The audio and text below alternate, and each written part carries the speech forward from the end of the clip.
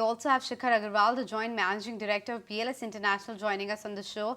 Shikhar, hi, good to be speaking with you. I understand you've made a large acquisition to the tune of around 450 crores. Tell me, what's the rationale of it? How are you going to fund this acquisition? Thank you. Yeah. So as you know, BLS International is one of the largest player in visa and consular service outsourcing, where we are working in 64 countries. And as we've been talking about the growth of the company, both through organic and inorganic means, we've been working on multiple tenders where we have won a lot of tenders in the last few years. In the next few years also, we expect major growth coming in from different kind of contracts. From that aspect, we also had some cash lying on the books that we had generated over the last 15 years.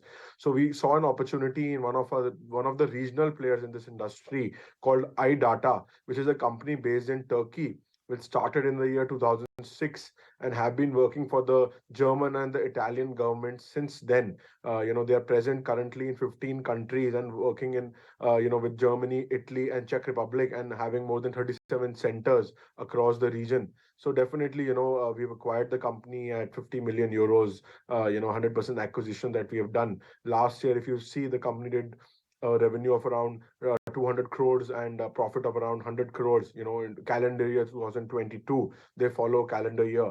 So we definitely expect growth coming in the coming years, from this company. It will give us, it is a very good strategic fit for us. We will be rationalizing our offices in this geography. Costs will definitely rationalize for both the companies. The profit margins will increase.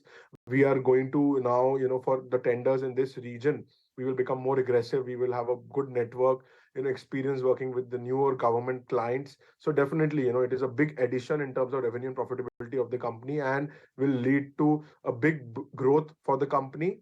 Also, this acquisition is EPS accretive from day one. So definitely, it will give us a major boost in the coming years. Right, Shikhar, just I want to know furthermore, you just did say that obviously this acquisition has got synergies and you will be seeing growth. But what is the growth that we could expect from this acquisition? What will be the synergies to your top line on this front? And, how much would it add over there? As well as, I want to also know in terms of the funding. I believe you have to still tell us on the funding and how will you be funding this acquisition? Correct.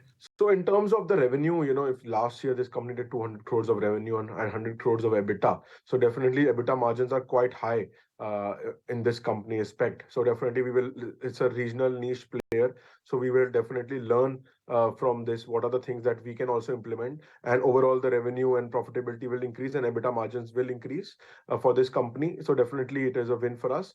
In terms of the funding, we've had some cash lying on the books for the last few years that we've generated. So definitely we will be funding it through the internal accruals currently. Going forward, we might think of taking some debt, but right now, internal accruals is what we are thinking of. Internal accruals and the cash which is lying on book. But Shikhar, since we have you with us, talk to me about the update on the IPO of the subsidiary as well. I believe you've got the SEBI nod for it. What's the timeline that it will get listed? Yes, as you know, BLS E-Services, which is a subsidiary of the company, which is doing phenomenally well. We've had a growth of 150% in that company. So with that aspect, we thought that we can segregate that company and list it separately. We had filed for the IPO. So I think within 1 month's time, or maximum 2 months' time, things should get, the final approval should come on. And the plan is to list the company on NSE and BSE. It is a new issue of shares. So the money that comes into the company will be utilized for further growth of the company, which will consist of acquisitions. And also, we are looking at certain contracts within India that we will be thinking of deploying the centers within the country. So that will be used for that. And Shikhar, just want to know one last couple of things. That is one, in terms of your visa application volumes, how have they looked like, so far in Q3, and any significant client additions also that one could expect here now? See, the visa application volume, if you talk about 2019 levels, we still have not, reached the 2019 level because of certain geographies. As we had talked about, Russia and China still not fully open. China has now come back to good normality. So I would say numbers have started to increase from there. So volumes for us from countries like India, UK, Morocco, Other countries have definitely come back to 2019 level. Some countries are more, but overall the volume has still not reached 2019 level. Having said that, we've added few new contracts in the last 1.5 years with Hungary, Italy, Germany, Poland, Slovakia, global. So definitely volumes will start coming in, have started coming in from those contracts. So we have seen certain increase in volumes from those newer territories. Same thing goes for even this acquisition, iDATA. They are also not still at the pre-COVID volume, because they also have operations in Russia. So already we also expect certain growth coming in from this company. Fair enough. So this company will just augment growth going forward. The acquisition that you have made, which is EPS accretive from day one itself and going to be funded through cash and internal accruals. Shikhar, on that note, we'll let you go. Appreciate you making time. In fact, on that